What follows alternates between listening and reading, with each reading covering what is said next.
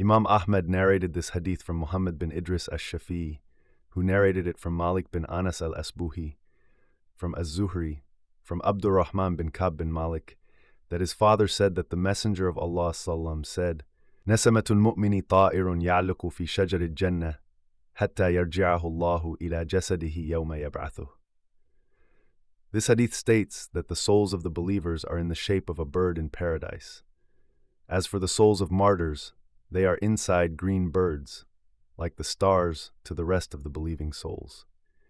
We ask Allah the Most Generous that He makes us firm on the faith.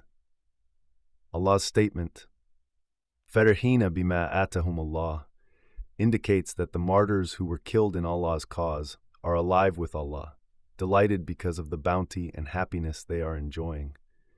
They are also awaiting their brethren, who will die in Allah's cause after them, for they will be meeting them soon.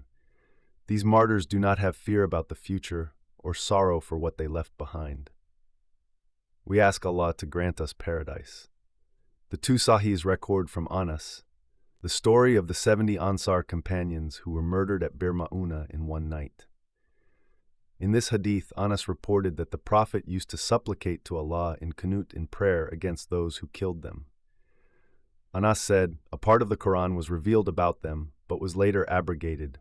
Convey to our people that we met Allah and He was pleased with us and made us pleased.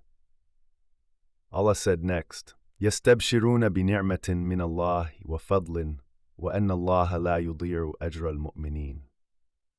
Muhammad bin Ishaq commented, they were delighted and pleased because of Allah's promise that was fulfilled for them and for the tremendous rewards they earned. Abdurrahman bin Zayd bin Aslam said, this ayah encompasses all the believers, martyrs, and otherwise. Rarely does Allah mention a bounty and a reward that He granted to the prophets, without following that with what He has granted the believers after them. The Battle of Hamra al-Asad. Allah said, الَّذِينَ اسْتَجَابُوا لِلَّهِ وَالرَّسُولِ مِنْ بَعْدِ مَا أَصَبَهُمُ الْقَرْحُ. Allah and the Messenger after being wounded. 3:170. This occurred on the day of Hamra al-Asad. After the idolaters defeated the Muslims, they started on their way back home, but soon they were concerned because they did not finish off the Muslims in al-Madinah. So they set out to make that battle the final one. When the Messenger of Allah got news of this, he commanded the Muslims to march to meet the disbelievers, to bring fear to their hearts, and to demonstrate that the Muslims still had strength to fight. The Prophet only allowed those who were present during Uhud to accompany him, except for Jabir bin Abdullah al-Ansari, as we will mention. The Muslims mobilized, even though they were still suffering from their injuries, in obedience to Allah and His Messenger. Ibn Abi Hatim recorded that Ikrimah said, when the idolaters returned towards Makkah after Uhud, they said, you neither killed Muhammad nor collected female captives. Woe to you for what you did. Let us go back. When the Messenger of Allah heard this news, he mobilized the Muslim forces, and they marched until they reached Hamra al-Asad. The idolaters said, rather, we will meet next year.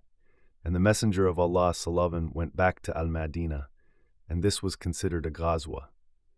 Allah sent down, الَّذِينَ اسْتَجَابُوا لِلَّهِ وَالرَّسُولِ مِنْ بَعْدِ مَا أَصَبَهُمُ الْقَرْحُ لِلَّذِينَ أَحْسَنُوا مِنْهُمْ وَاتَّقَوْا أَجْرٌ عَظِيمٌ.